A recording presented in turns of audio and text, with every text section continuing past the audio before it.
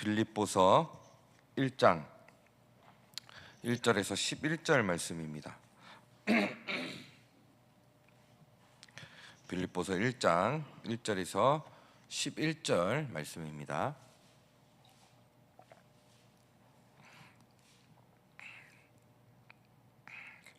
그리스도 예수의 종 바울과 디모데는 그리스도 예수 안에서 빌립보에 사는 모든 성도와 또한 감독들과 집사들에게 편지하노니, 하나님 우리 아버지와 주 예수 그리스도로부터 은혜와 평강이 너희에게 있을지어다.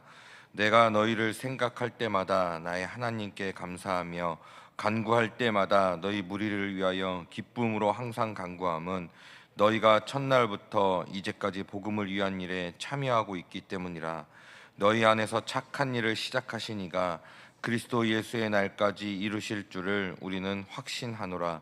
내가 너희 무리를 위하여 이와 같이 생각하는 것이 마땅하니, 이는 너희가 내 마음에 있음이며 나의 매임과 복음을 변명함과 확정함에 너희가 다 나와 함께 은혜에 참여한 자가 됨이라.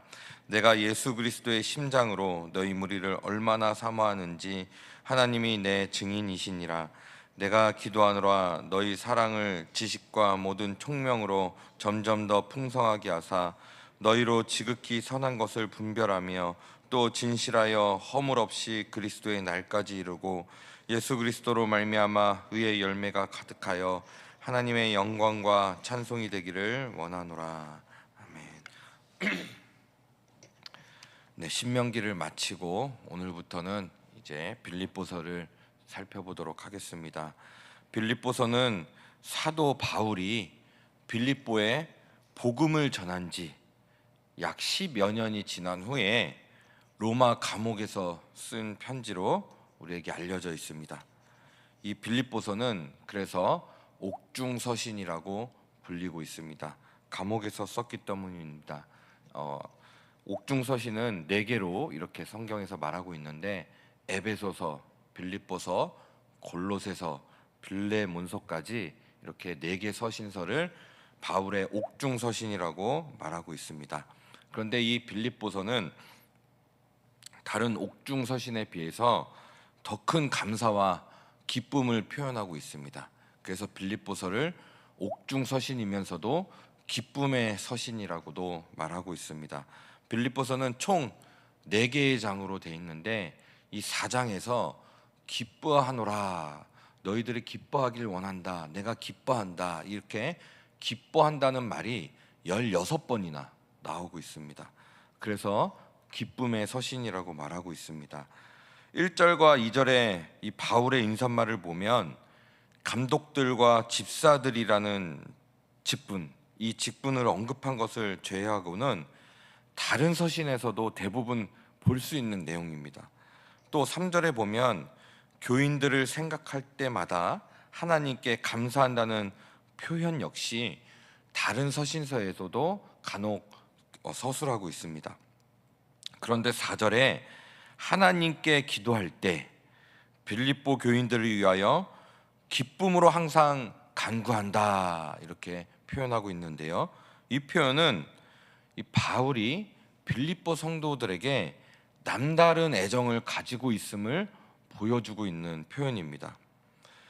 4절과 연결해서 생각해 본다면 3절의 감사는 더욱더 우리에게 강하게 느껴집니다. 여기에 그치지 않고 바울은 8절에서 예수 그리스도의 심장으로, 예수 그리스도의 마음으로 빌립보 교인들을 사랑한다고 고백하고 있습니다. 그것도 단호하게, 이것이 바로 하나님께서, 이렇게 말할 수 있는 것은 하나님께서 증인이시기 때문이라고 자신의 이 말을 더욱더 강하게 뒷받침하고 있습니다. 도대체 무엇이 투옥 중에 있었던 사도 바울을 이토록 기쁘게 만들었을 수 있겠습니까? 보통 옥에 갇히면은 좌절하고 낭망하지 않습니까? 무엇보다도 바울은 복음을 전하다가 이렇게 된 것입니다. 하지만 바울은 옥에 갇혀 있지만 더욱더 기뻐하고 있습니다. 그 이유를 5절에서 말씀해 주고 있습니다. 너희가 첫날부터 이제까지 복음을 위한 일에 참여하고 있다, 이렇게 말하고 있습니다. 빌립보 성도들이 무엇보다도 복음에 관한 일에 참여하고 있기 때문입니다. 다른 무엇이 아닙니다. 기쁨의 이유가 참 많은데요, 사람에게. 바울이 감옥에서 이렇게 기뻐할 수 있었던 이유는 이 빌립보 성도들이 복음에 관한 일에 참여하고 있기 때문입니다. 빌립보 교인들의 이 복음에 참여함이 사도 바울을 기쁘게 한 것은 그런 자기 만족, 내가 복음을 이렇게 전하니까 이 빌립보 교인들이 이렇게 하는구나, 그런 자기 만족적 차원이 아니라 복음의 핵심인 예수 그리스도를 전하며 예수 그리스도가 높아졌기 때문입니다. 하나님을 모르고 세상에서 살던 사람이 예수 그리스도를 만나서 자신이 진짜 죄인임을 깨닫고 자신의 죄가 예수님의 보혈로 사함을 받아서 더 이상 이제 죄의 종노릇하는 자가 아니라 의인으로서 살아가게 되고 예수 그리스도의 생명으로 살아가게 되고, 그래서 구원에 이르게 됨을 누구보다도 잘 아는 이 바울은 이 빌립보 교인들이 그 복음에 참여하게 되는 것을 보면서 감사하고, 또 이 빌립보 교인들이 그 복음을 전하는 삶을 기뻐한다고 말하면서 이들을 위해서 기도하는 것입니다. 바울은 빌립보 교인들이 복음을 받아들였던 날부터 자신이 편지를 쓰고 있는 현재까지 복음에 참여한 뿐만 아니라 미래에도 복음에 참여할 것과 하나님께서 이 복음의 선한 일을 완성하실 것을 확신하고 있습니다.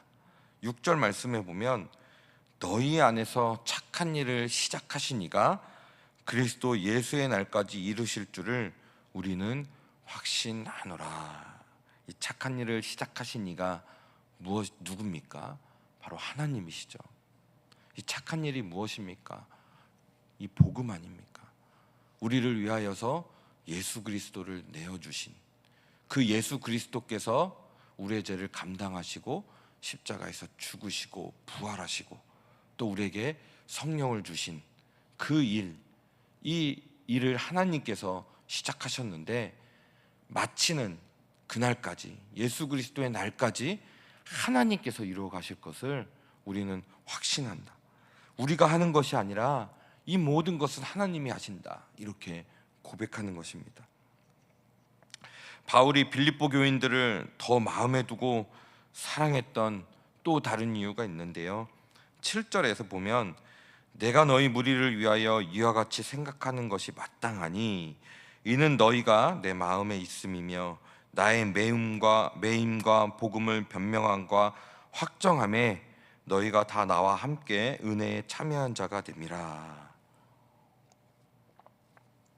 여기서 매임, 변명함, 확정함 이런 단어를 썼는데요, 이 단어는 헬라어 원어들을 보면 당시 사용하던 법률적 용어였습니다. 바울의 이러한 용어를 포함한 이 7절의 표현으로 보아서 바울이 투옥된 것과 재판 과정에서 복음을 전한 것이 많은 그리스도인들에게 영향을 주었음을 알 수 있습니다. 바울이 구속되어서 자유의 몸이 아닌 상황 속에서도 예수 그리스도가 핵심인 이 복음을 전하는데 전력을 다하였고, 그 복음의 사명을 다하는 데 있어서 빌립보 교인들이 동참했다는 것입니다. 이것이 여러분 바울의 기쁨의 이유입니다. 본질적인 기쁨의 이유입니다. 다른 기쁨의 이유가 있죠. 하지만 바울이 이렇게 열악한 환경 속에서도, 이런 억울한 일 가운데서도 오히려 하나님께 따질 수도 있는 상황 아닙니까? 내가 모든 것을 다 배설물로 여기고 하나님을 위하여 이렇게 복음을 전하는데 어떻게 내가 감옥에 갇힐 수 있습니까? 더 상황이 펴지진 못할 망정 오히려 더 이렇게 안 좋은 상황으로 감옥에 갇힐 수 있겠습니까? 이렇게 따질 수도 있는 상황에서도 그것이 아니라 오히려 더욱더 감사하고 기뻐하고 있습니다. 먼저 자신이 예수 그리스도의 복음에 깊이 참여해 있으며 그리스도 한 분만으로 자족할 수 있는 그런 사람이 되었기 때문이고, 또한 무엇보다도 그 일에 이 빌립보 교인들이 동참하고 있기 때문에 너무나도 감사한 것입니다. 여러분, 우리가 하고 있는 일에 다른 사람들도 동참해주고 지지해준다면 우리도 기쁘지 않습니까? 그것만큼 기쁜 것이 어디 있겠습니까? 근데 목숨을 걸었던 이 복음에 이 빌립보 교인들이 동참하고 있는 것입니다. 빌립보 교회 안에 문제들이 있었습니다. 이제 뒤에 살펴보면 나오겠지만 율법주의자들이 와서 똑같이 이 갈라디아 교회와 똑같이 할례를 받지 않으면 구원을 받을 수 없다는 그런 율법주의자들의 공격, 또 두 여인의 지도자였던 유오디아와 순두개가 서로 나뉘어서 파당을 이루며 싸우는 그런 모습들, 빌립보 교회에 이런 문제들이 없었던 것이 아닙니다. 하지만 그런 가운데서도 이 빌립보 교회가 복음을 붙들고 있었으며 이 복음을 전하는 일에 동참하고 있었습니다. 그것이 가장 큰 기쁨의 이유였으며 모든 상황을 압도할 만한 그런 기쁨이 되었던 것입니다. 이 바울이 그래서 빌립보 교인들을 위한 구체적인 기도를 합니다. 9절에서 11절까지인데요. 이 9절에서 나오는 사랑은 헬라어 아가페를 말하고 있습니다. 하나님께서 인간에게 베푸신 그 사랑입니다. 하나님께서 아들을 내어주면서까지 우리 인간을 사랑했듯이, 자신의 전부를 내어주면서까지 우리 인간을 사랑했듯이 빌립보 교인들에게 동일하게 말하고 있습니다. 우리가 이 사랑을 받은 자인 만큼 다른 사람에게도 이 사랑을 베풀어야 하며 전해야 한다는 것입니다. 이것이 복음을 전하는 것입니다. 또 사랑을 실천함에 있어서 필요한 것이 바로 지식과 총명인데요. 이 지식은 성령님의 도움으로 깨닫는 하나님의 말씀입니다. 이 사랑은 말씀에 기초한 사랑입니다. 그러니까 자신의 그런 이 세상적인 사랑, 나를 사랑해주는 사람만 사랑하고 내가 사랑할 수 있는 사람만 사랑하고, 이 사랑이 아니라 나에게 잘해줘야지만 하는 그런 사랑이 아니라, 이 하나님의 이 사랑은 예수 그리스도의 사랑으로 모든 사람을 사랑하는 그 사랑입니다. 이것이 말씀으로 깨닫게 되는데요, 말씀의 기초로 실천되어야 하고, 또 하나님께서 주시는 총명함이 있을 때 더욱더 빛을 발합니다. 이럴 때 우리는 이 예수 그리스도로 말미암아, 예수 그리스도의 그 사랑으로 말미암아 의의 열매를 맺는 삶이 될 것이며, 그것이 하나님의 영광과 찬송의 삶이 될 것이라고 11절에서 말하고 있습니다. 바울이 얼마나 감사하고 기쁜지 빌립보 교인들에게 이렇게 기도하는 것입니다. 그러니까요, 여러분, 물론 다른 현실적인 기도 제목도 많겠죠, 빌립보 교회에. 그지만 그 무엇보다도 바울이 감사할 수 있었던 것, 이 복음에 동참한 빌립보 교인들 너무 감사하며 이 기도를, 이 축복의 기도를 빌립보 교인들에게 하는 것입니다. 먼저 그 나라와 의를 구하는 이 기도는 현대를 살아가는 우리들에게도 마찬가지입니다. 우리 세강교회 성도들에게도 지금도 이 기도가 필요합니다.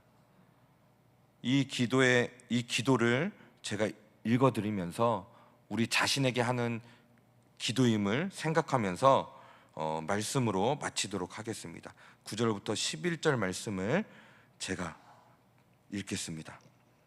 내가 기도하노라, 너희 사랑을 지식과 모든 총명으로 점점 더 풍성하게 하사 너희로 지극히 선한 것을 분별하며 또 진실하여 허물 없이 그리스도의 날까지 이루고 예수 그리스도로 말미암아 의의 열매가 가득하여 하나님의 영광과 찬송이 되기를 원하노라. 아멘. 이 자리에 계신 모든 우리 성도님들이 하나님의 영광과 찬송이 되기를 예수 그리스도의 이름으로 축원드립니다. 오늘 말씀을 기억하시며 같이 기도하겠습니다. 먼저는 우리가 이 복음에 참여하며 이 복음 때문에 감사하고 기뻐하고 자족하는 삶을 살게 하여 주셔서 예수 그리스도로 말미암아 의의 열매가 가득하여 하나님의 영광과 찬송이 되게 하소서. 이렇게 기도하시고 그 밖에 기도 제목으로 기도하신 후에 각자의 기도 제목으로 기도하시겠습니다.